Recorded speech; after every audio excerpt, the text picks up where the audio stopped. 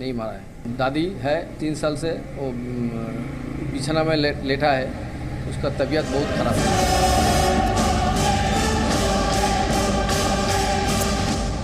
वहाँ के कोई भी बच्चा से बुरा आदमी को वो पूछिए तो बोलेगा ये संपूर्ण नाटक है। 3 साल से उन्हें लेटा है, ऐसा ही है वो 3 साल से ऐसा ही उनका चेहरा है।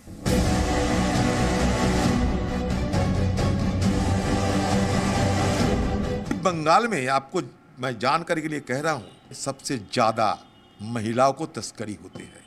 तो ये महिला को ये पूछना चाहिए, कहते हैं तो है बंगाल की महिला है, बंगाल की बेटी है, लेकिन दूसरे बेटी को क्या होगी, उनका नसीब में क्या लिखा है।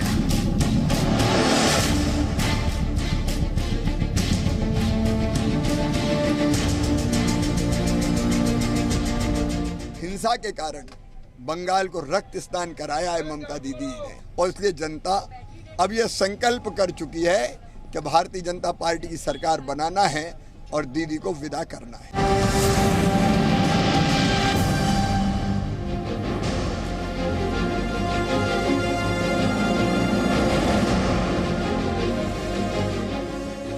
आज ताल ठोके में एक ऐसी खबर जो वाकई पूछने पर यह मजबूर कर देगी कि ऐसे होगा बंगाल में चुनाव। मतलब खून खराबा ही होना है बंगाल में। मतलब बंगाल में खतरे में माँ माटी मानुष, बेटी राज में, ममता बनर्जी खुद को बेटी कहती है ना, बंगाल की बेटी, बेटी राज में माँ असुरक्षित। देखिए सवाल इसलिए बहुत ध्यान से समझिएगा क्योंकि एक तस्वीर जो इस वक्त आप देख भी पा रहे होंगे, इस तरफ तस्वीर, पोस्टर भी है, ये तस्वीर पिछले 2 दिनों से सोशल मीडिया में काफी शेयर की जा रही है। बंगाल में जगह जगह पोस्टर भी लगे हैं जिस पर लगा है कि ये बंगाल की बेटी नहीं है क्या। ये तस्वीर दरअसल बुजुर्ग महिला शुभा मजूमदार की है।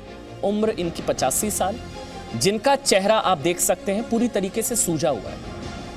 ऐसा लग रहा है कि बहुत बुरी तरह से इनको पीटा गया है, चेहरे पर जख्म है। ये देखिए जी न्यूज़ उनके घर तक पहुंचा, उनके परिवार से मिला।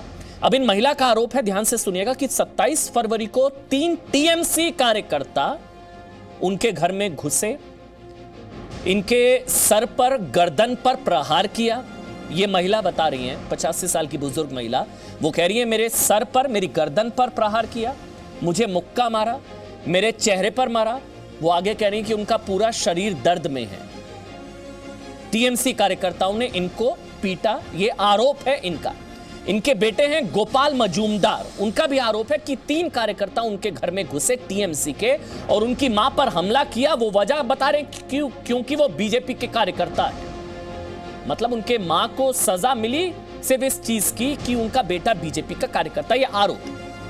कहानी में तीसरा एंगल ट्विस्ट ये है कि भतीजे हैं जिन महिला को, बुजुर्ग महिला को मारा पीटा गया जैसा कि उनका आरोप है, उनके भतीजे हैं गोविंद मजूमदार। वो कह रहे हैं कि बुजुर्ग महिला को किसी ने नहीं मारा, वो तो 3 साल से बीमार है, उनका चेहरा ऐसा ही है। लेकिन आज बंगाल में आप जानते हैं जगह जगह इन बुजुर्ग महिला के पोस्टर लगे हुए हैं और ये सवाल पूछा जा रहा है कि क्या ये बंगाल की बेटी नहीं है। देखिए सबसे पहले सच क्या है, जख्मी बुजुर्ग महिला का सच क्या है, क्योंकि बीजेपी कह रही है टीएमसी के लोगों ने अटैक किया, टीएमसी के गुंडे। ये बुजुर्ग महिला ये भी यही कह रही हैं, जिनके साथ ये सब हुआ, इनकी बेटी भी यही कह रहे हैं, ये पीड़ित परिवार है जिन पर अटैक हुआ। टीएमसी कह रही है हमारा कोई लेना देना नहीं है। मेरे साथ मेरी सहयोगी इस वक्त, आपको बता दें, पूजा मेहता इस वक्त मेरे साथ लाइव जुड़ चुकी हैं, जो कि घर पर हैं, इन्हीं के घर पर हैं। ये देखिए आप पूजा को आप देख पा रहे हैं, सुबह से वहां पर हैं, परिवार से मिल रही हैं। और मुझे बताया गया कि पूजा के साथ गोपाल मजूमदार हैं जो कि बुजुर्ग महिला के बेटे हैं। पूजा अगर आप, क्योंकि वो बंगाली में ही बात करेंगे, मेरा पहला सवाल हम बस ये जानना चाहते हैं, हुआ क्या था, इन्होंने अटैक क्यों किया, मैं ये जानना चाह रहा हूं, क्यों अटैक किया, इतनी बुरी तरह से क्यों मारा, क्यों पीटा इनकी मां को। पूजा सबसे पहले तो मैं बता दूं अमन कि हम निमता के गोपाल मजूमदार के घर पर हैं। फिलहाल उनकी मां इतनी दर्द में है कि वो आराम कर रही हैं, तो हमसे बात नहीं कर पाएंगी। लेकिन हमारे साथ खुद गोपाल मजूमदार है, उनसे जानेंगे। दादा, ওনারা জিজ্ঞেস করছেন যে আপনার ওপরে হামলা করা হলো কেন? এদিন রাতবেলা, রাত ঠিক 12টা 1টা 20 নাগাদ আমার ঘরের দুটো দরজা ভেঙে প্রথমে ওরা ঢুকে, প্রথমেই ওরা বলে আমাকে একটা গালাগাল দেয়, গালাগাল দিয়ে বলে বিহেভি করছিস, বিহেভি মারাচ্ছিস, মানে নোংরা একটা কথা বলে। তারপরে ওরা মারধর আরম্ভ করে, মারার পরে আমি ওইখানে পড়ে যাই, কি দিয়ে একটা বাড়ি থাকে মাথার মধ্যে, তখন আমি ওইখানে পড়ে যাই। পড়ে যাওয়ার পরে ওরা ওইখানে আমার পেধরক মারে, পেধরক মারার পরে তারপর ওরা এই দিকে ঢোকে। পরে আমি মার গাতে টুনে মাকেও মুখের মধ্যে ধাক্কা দিয়ে, মা তিল ওনার তিলাকে মারার জন্য মার মুখের মধ্যে ধাক্কা দিয়ে মাকে তো অগ্নির মধ্যেই ফেলে দেয়। ঠিক আছে, এই অবধি জানি।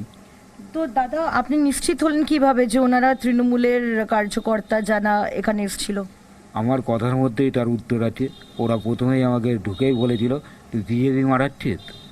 এবার আমি তখন বিজেপি করে ওরা তখন বলেছে তার মানে আমার বিরোধী পক্ষই আমাকে মারবে। অর্থাৎ বামেদের কোনো ক্ষমতা নেই এইখানে বিজেপি তৃণমূলই হলো প্রধান শক্তি, ওরাই আমাকে মারতে পারে। अमन मैं आपको बता दूं उन्होंने क्या उत्तर दिया। वो कह रहे हैं कि 27 तारीख रात को लगभग जो है 1 से 1:30 बज रहे थे, तब इनके इस कमरे में 3 जो है लोग यहाँ पे घुस आते हैं। सबसे पहले उनको सर पे मारते हैं, फिर वो गिर जाते हैं और उनको ये कहा जाता है कि आप बीजेपी करते हैं, आप बीजेपी में शामिल हुए हैं। तो उनको लगता है कि चूंकि उन्होंने ये कहा कि आप बीजेपी में शामिल हुए हैं तो वो तृणमूल के कार्यकर्ता ही होंगे, वो कोई ओपोनेंट पार्टी ही होगी। और उसके बाद उनकी मां को जाकर जो है पीटा जाता है और फिर वो वहां से चले जाते हैं। अमन पूजा एक और सवाल, क्योंकि एक शख्स हैं गोविंद मजूमदार जो अपने आप को भतीजा बताते हैं, वो ये कह रहे हैं कि गोपाल मेरे चाचा हैं और जो बुजुर्ग महिला है उनको किसी ने नहीं मारा है, ये बीजेपी काडर की लड़ाई है। वो 3 साल से बीमार हैं, उनका चेहरा ऐसा ही है बीमारी की वजह से, और मारने की वजह से सूजन नहीं है। गोविंद मजूमदार ये कौन है और ये जो कह रहे हैं इस पर क्या कहते हैं गोपाल?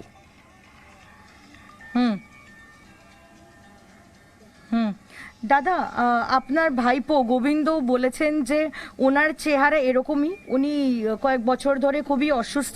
আমার কথা শুনুন, উনি খুবই অসুস্থ, 3 বছর ধরে উনি বিছানায় রয়েছেন, বেড রিডেন রয়েছেন। উনি বলেন যে আপনি তার কাকা আর উনি হচ্ছেন তার ঠাকুমা, কি বলবেন? ও দীর্ঘদিন আমার বাড়িতে আসা যাওয়া করে না, ওদের সঙ্গে দীর্ঘদিনের সম্পর্ক নেই। আমি ওকে অনেকবার বলে মা আমার তৈরি খারাপ, মা অসুস্থ, মা বিদ্যায় পড়া, আগে একটা গাড়ি ছিল ওয়াকার নিয়ে হাঁটাচলা করতেন, তবে হাঁটাচলা করতেন ওই ওয়াকার নিয়ে। কিছুদিন ধরে মা হাঁটাচলা করতে পারে না, বিদ্যায় ধরতে দেয়। কিন্তু তার মানে এইটা নয় গোবিন্দর বাবাকে তখন ওরা মেরেছিল, তখন কি গোবিন্দ বলেছিল যে ওদের ওইটা গোবিন্দ বলে আমাদের বাড়িতে আসা যাওয়া করে না, রাত্রির 1টা তোমার কে, তো ও কী করে জানলো? তো দাদা উনি বলছেন যে ওনার চেহারা এরকমই ফোলা থাকে সারাক্ষণ অসুস্থতার কারণে। মাটা তো আমার, কে কি বললো আমি বলতে পারবো না, মাটা তো আমার। ওরা এইখানে যাতায়াত করে না, আসে না, ওরা বলে দিলে আমি মেনে নেবো? ওরা বলতেই পারে, মানুষের তো অনেক রকম অনেক কথা বলবে। উনি কি তৃণমূল কংগ্রেসে আছেন বলে আপনার মনে হয় এটা? ও তৃণমূল কংগ্রেসেই আছে, তৃণমূল কংগ্রেসই ও করে।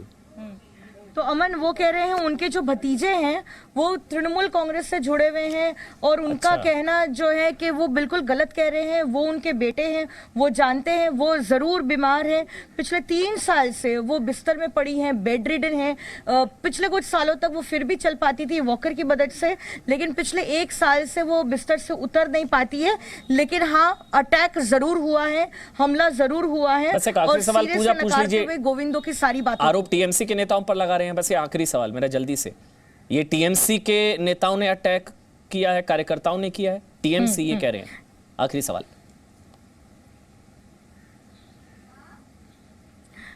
দাদা আমার শেষ প্রশ্ন আপনাকে। তৃণমূল কংগ্রেস বলছে যে তাদের কোনো যোগাযোগ নেই, এটা বিজেপির মধ্যেই অন্তর্দ্বন্দ্ব আর তারাই হামলা চালিয়েছে, কি বলবেন? যদি তাই হয়, কিন্তু আমার ঘরে এতে তারা মেরেছে, তারা বলেছে তুই কি বিজেপিটা করিস, বিজেপি মারাচ্ছিস, আমি এই কারণেই বলছি। তাহলে ওদের দায়িত্ব আছে, ওরা তাহলে প্রমাণ করেছি, ঠিক আছে?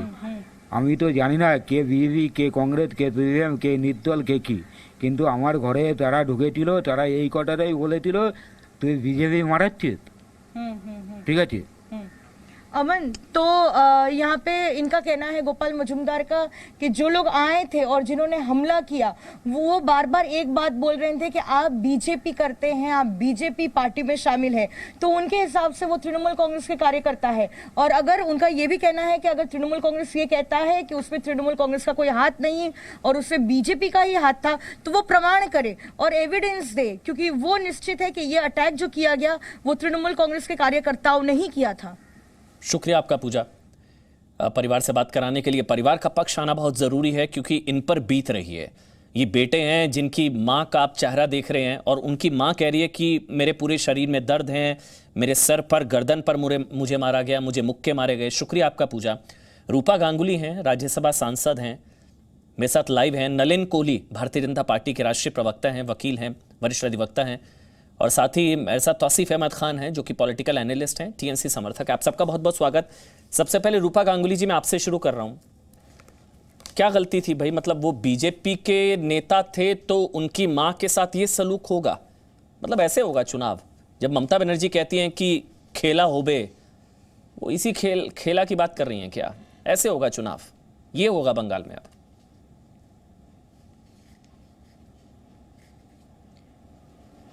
देखिए, जिस दिन इलेक्शन कमीशन का डेट अनाउंसमेंट हुआ 26 तारीख रात को, तो वहाँ पश्चिम बंगाल में उसी दिन, उसी रात को बहुत सारे घटना घटे, एक नहीं। जहाँ हमारे बस थे वो गए और जलाए गए, कुछ बस चोरी हो गए, तोड़े फोड़े गए, और ऐसे बहुत सारे कार्यकर्ता के घर में हंगामा हुआ है। ये निमता का भी ये घटना घटे, उत्तर दमदम का। ये इतने सारे कन्फ्यूजन जो है, अलग अलग लोग जो अलग अलग बातें कर रहे हैं। मुझे तो, मेरा सवाल आपके ज़रिए एक ही है, पुलिस के पास रिपोर्ट लिखाया गया है, पुलिस क्यों कुछ नहीं बयान देते हैं? पुलिस का हमारे रिएक्शन चाहिए। ये हम यहाँ बैठ के सच नहीं बता सकते। हमारा कार्यकर्ता गोपाल दा को हम जानते हैं, उनकी माँ कितने साल से बीमार थी, नहीं थी, वो खुद जानेंगे। लेकिन उनके शक्ल की ये जो चेहरा है, जो हालत 26 तारीख घटना के बाद 27 तारीख 11 बजे करीबन जो हमें टीवी पे देखने को मिला, उनकी हालत, आज तो आप 3 दिन हो गए, उसके बाद आपके लोग गए, सारे लोग जा रहे हैं। आप उस वक्त उनकी हालत, उनकी शक्ल जो थी, उसके बाद भी कोई बोल सकता है कि ये नाटक है? इसके बाद भी कोई बोल सकता है कि वो बीमार ऐसे पड़ी थी इसलिए इसका हालत खराब है, ऐसी शक्ल उनके फूले हुए? वो कितना नृशंस है, वो कितना खराब है, ये मुझे समझ में नहीं आ रहा है। हमारा एक ही सवाल है, ममता बनर्जी का इंक्वायरी होना, बैठाना उनकी जिम्मेदारी थी।